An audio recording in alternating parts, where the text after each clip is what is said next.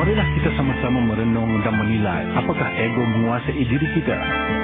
Lebih afdal kita merendah diri, kerana itulah sebaik-baik manusia di sisi Allah Subhanahu Wa Taala. Islam memandang ego sebagai salah satu sifat yang buruk dan Allah serta Rasulnya mencela kepada mereka yang mempunyai sifat sedemikian.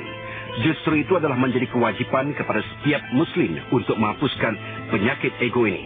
Kita ke Serubi Sri Pentas bersama dalam rancangan Al-Kuliah.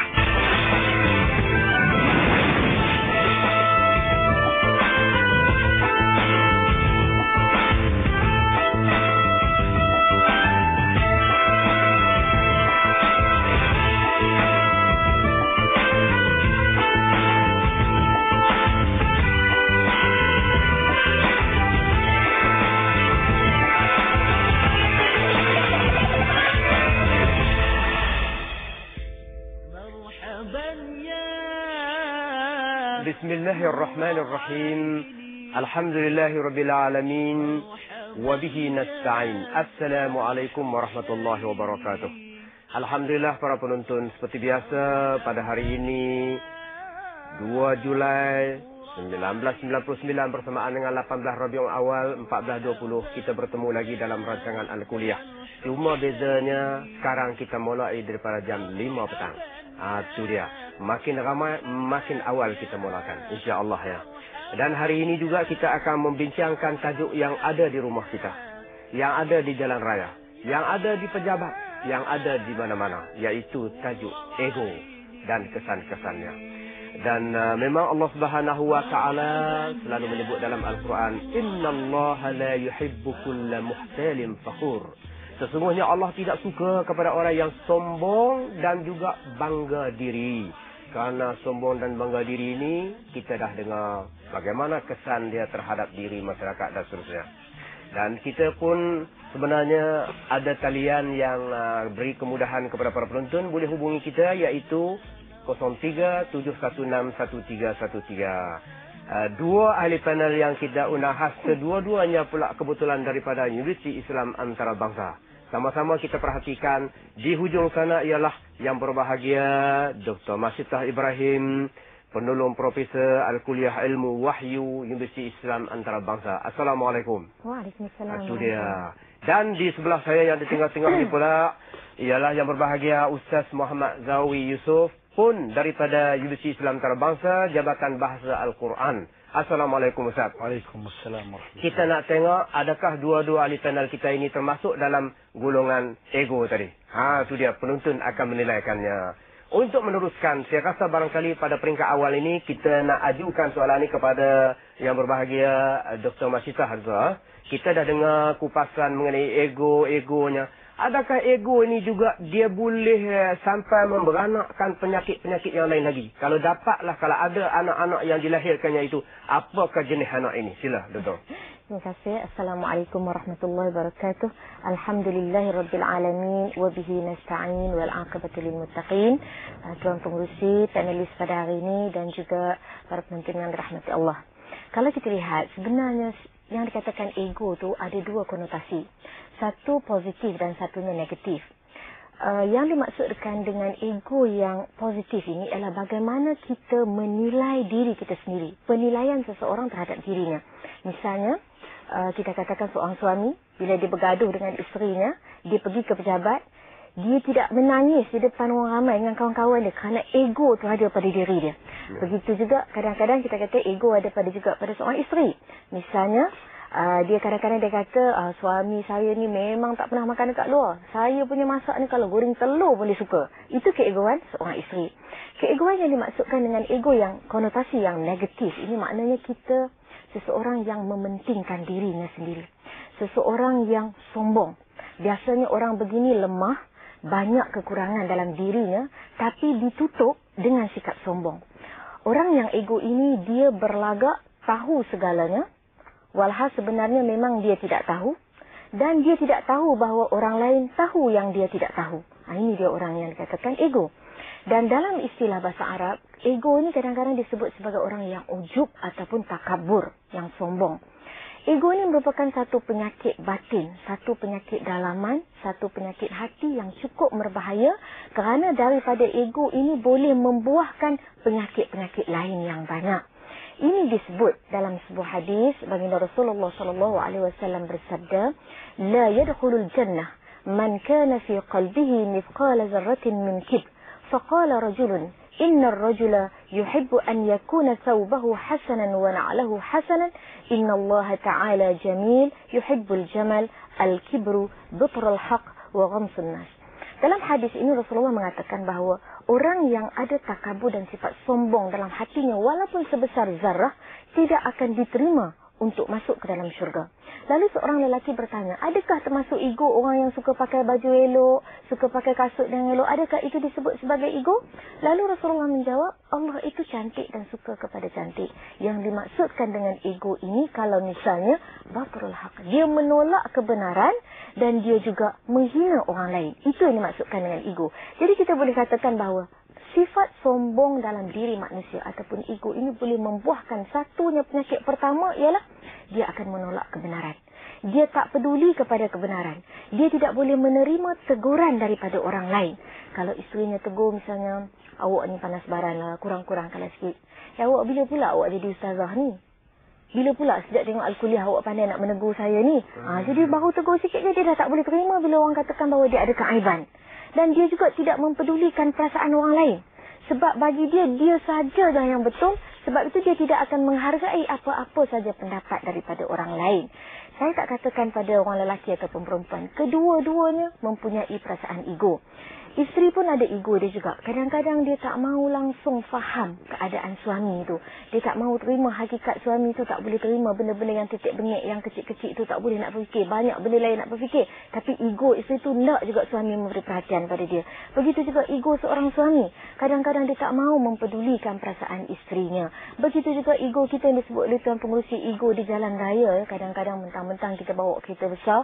Kalau ada motor melintas tu kita rasa, engkau tak bayar road tax, engkau naik basikal, kau tak bayar road tax, kau biar aku jalan dulu. Keretanya aku yang bayar.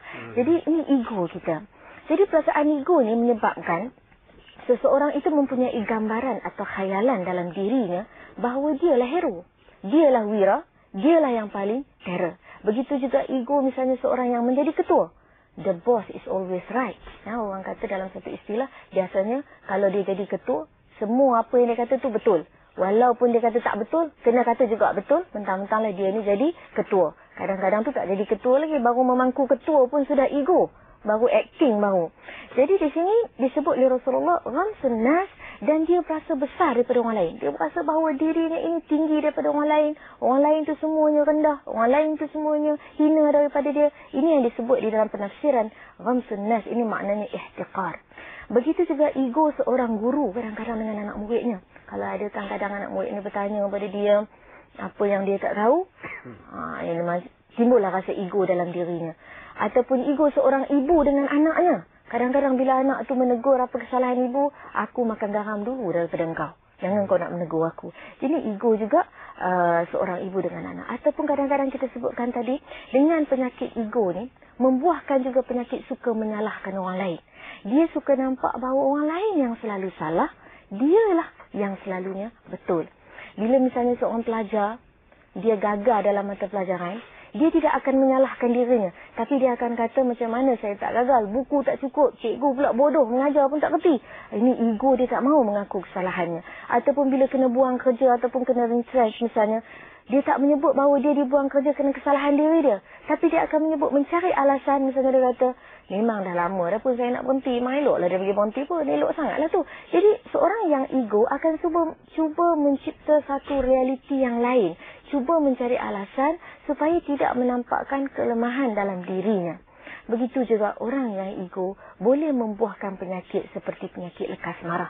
Misalnya apabila dia ditegur, dia diceritakan tentang keaiban dirinya, maka dengan cepat dia akan marah. Kadang-kadang bila ditegur sikit, dia tahu awak jangan tegur saya. Nanti terpeling awak bisu terus.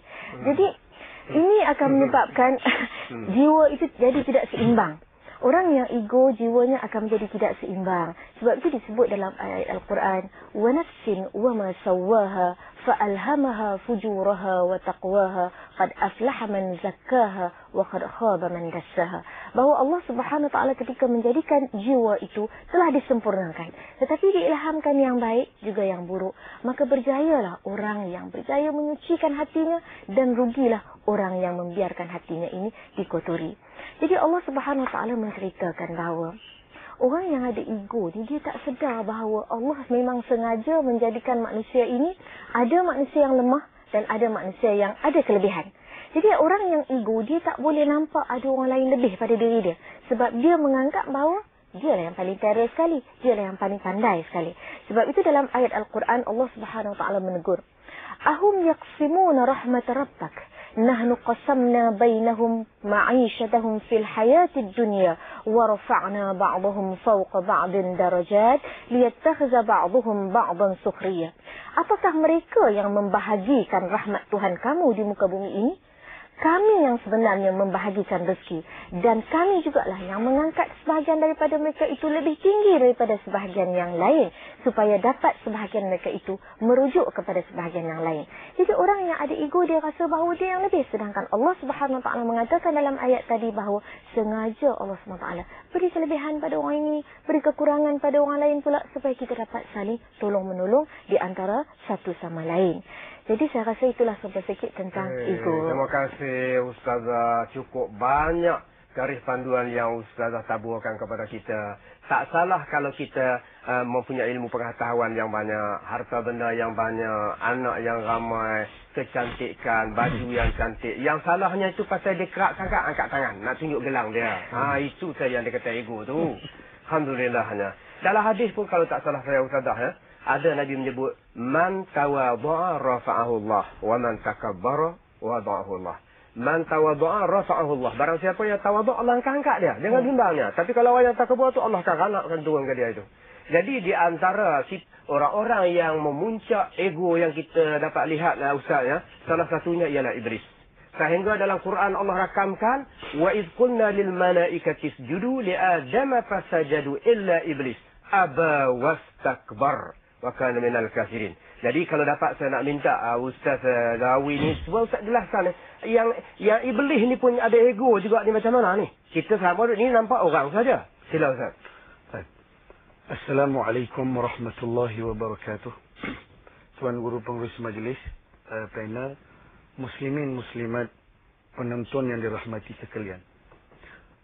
Iblis adalah merupakan satu watak, model yang menceritakan tentang sejarah dosa pertama yang dilakukan oleh makhluk Allah. Dosa pertama yang dilakukan oleh makhluk Allah ialah yang bernama iblis. Dan sebab itulah ada ulama mengatakan iblis ini bukan datang daripada malaikat. Sebab malaikat dia punya sifatnya ialah mentaati segala suruhan Allah. Sebagaimana disebut dalam Al-Quran, wa yaf'aluna ma yu'marun. Malaikat itu hanya tunduk dan patuh kepada suruhan Allah Subhanahu Wa Taala. Dan iblis pula, kalau tengok kepada makna perkataan iblis, ablasa yublisu, iblis maknanya pembangkang. Dia membangkang segala ketentuan daripada Allah Subhanahu Wa Taala. Tak boleh saya salah Ustaz. Ini adakah pembangkang pertama dalam dunia? Inilah dia sejarahnya. Jadi ayat yang dibaca oleh Tuan Pengurusi tadi, aba wastakbara wa kana minal kafirin, ada sejarahnya. Sejarah Allah Subhanahu Wa Taala mencipta Adam.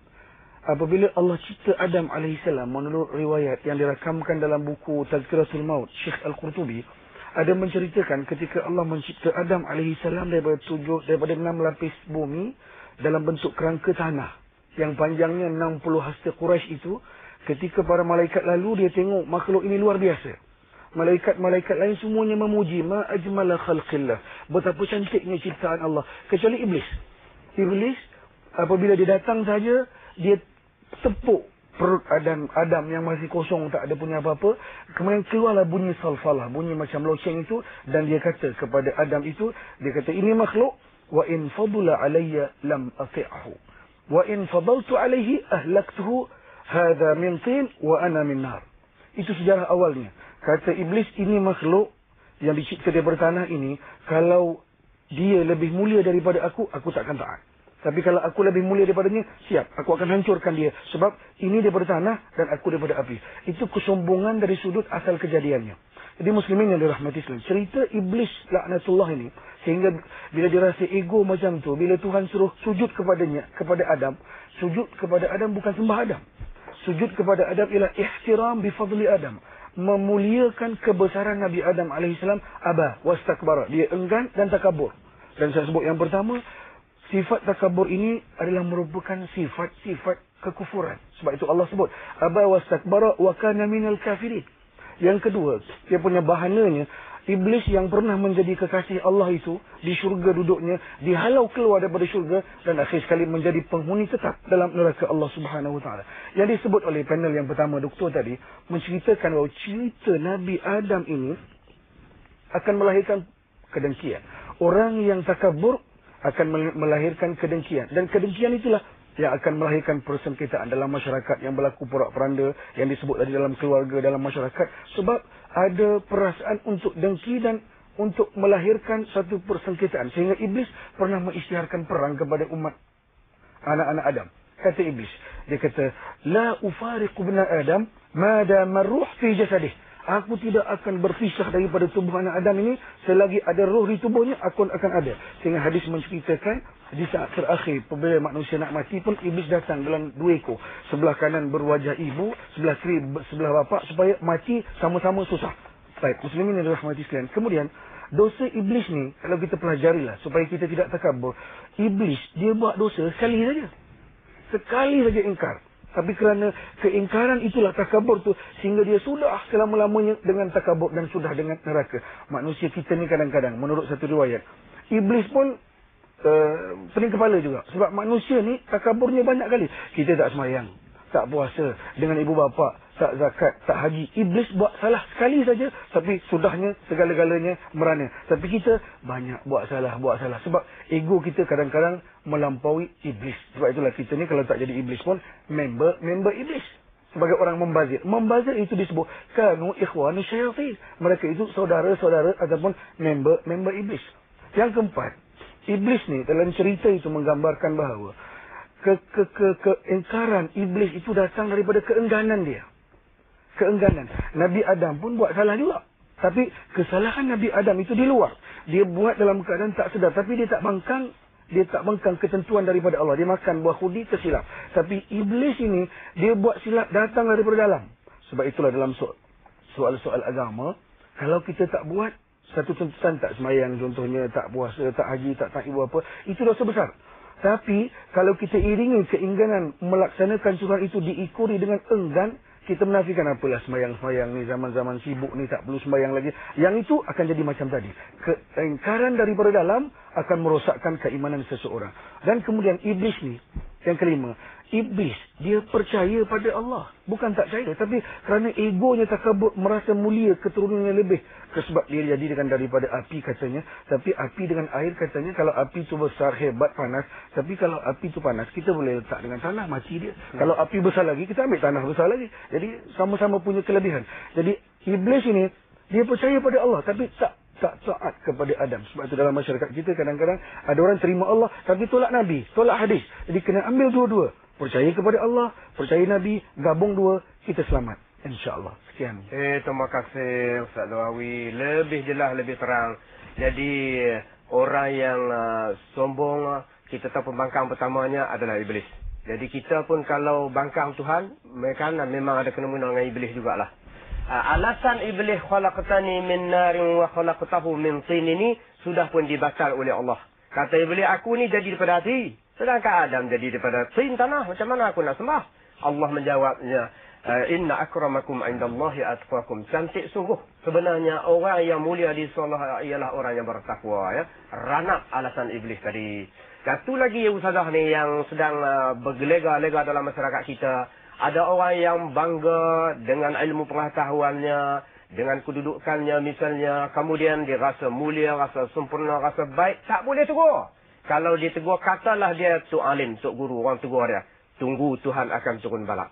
Ditakdirkan orang tu memang sakit betul. Dah kena. Ya, dah kena. Dah dia kata, sumpah aku dah kena dah tu. Kalau dapat ustazah cuba jelaskan kepada penonton ini. Masalah yang kita bangkitkan dalam masyarakat kita, penyakit-penyakit yang kita sebutkan. dia rasa sempurna, rasa lengkap. Dialah yang paling baik. Tak ada silap pun. Sampai termasuk Pak Imam. Pak Imam tu kalau dia baca salah, jangan tegur. Kalau tegur dia kata, saya sudah 10 tahun jadi imam. Maknanya ada 10 tahun lah tu imam buat salah. Itu dia, sila. Betul.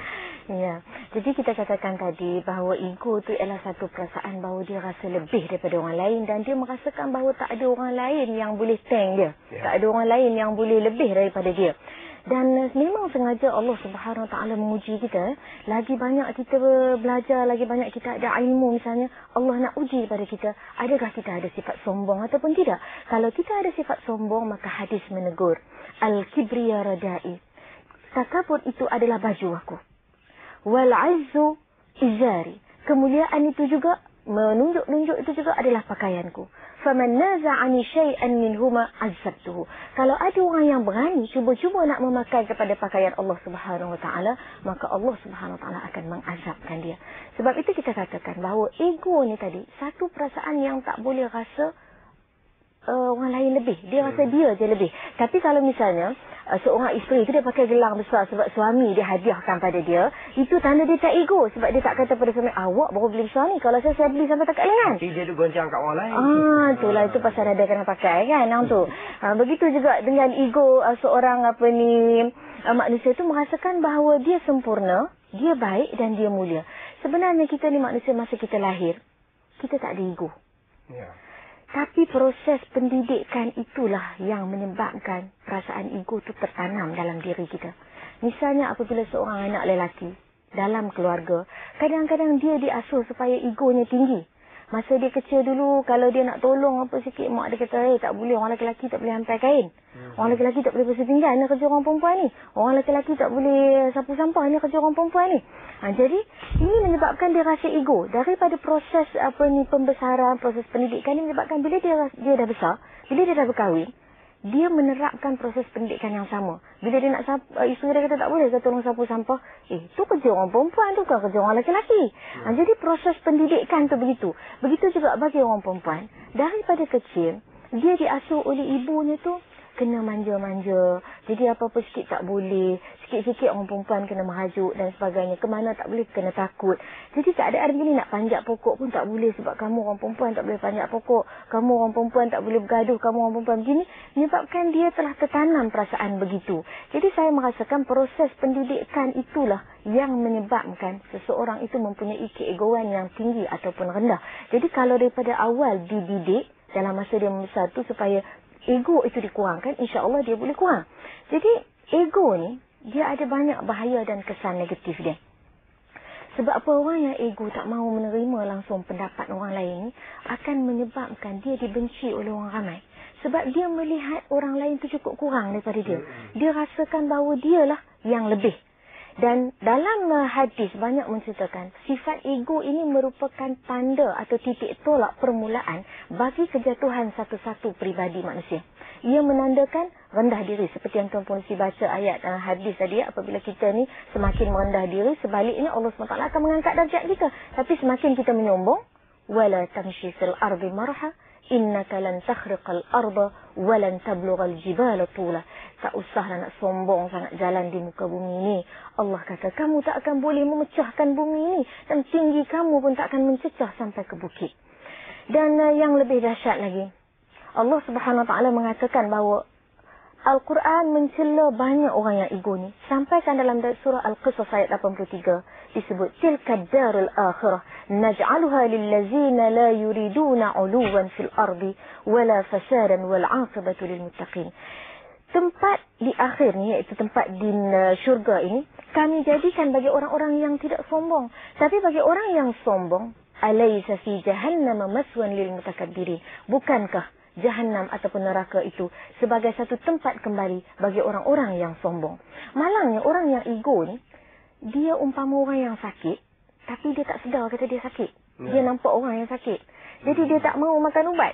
Dia sebenarnya ada penyakit yang memerlukan kepada rawatan, tapi dia merasakan orang lain yang perlu rawatan. Ya, kadang-kadang bila ditegur dalam rumah tangga antara pasangan suami isteri, dia rasa bahawa katakanlah misalnya isteri menegur suami ataupun suami menegur isteri, yang ditegur tu merasakan bahawa awak yang menegur tu patut betulkan diri awak dulu. Jangan nak tegur saya.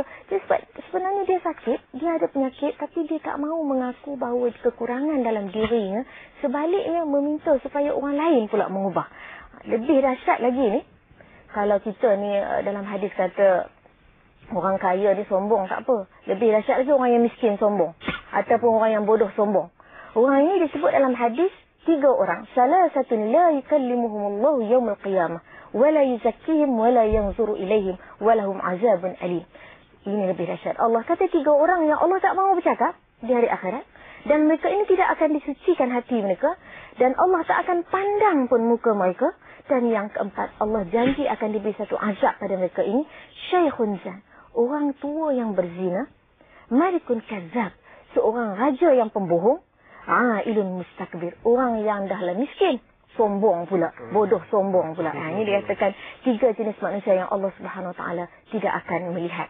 Tapi keegoan ni kadang-kadang kita perlu juga. Itu pengurusi biar bertempat. Ini disebut juga dalam Al-Quran. Azillatin alal mu'minin, a'izzatin alal kafirin. Ada ketikanya kita ni kena ada juga keegoan kita. Kesombongan kita ini dengan kerana agama. Misalnya, Umar Al-Khattab memang cukup ego dengan agama. Dia tak boleh. Kalau orang nak menyentuh soal agama, orang nak menyentuh soal Rasulullah, siapa yang tak setuju dengan Rasulullah. Pernah sekali Rasulullah buat satu hukum, seorang lelaki tak setuju.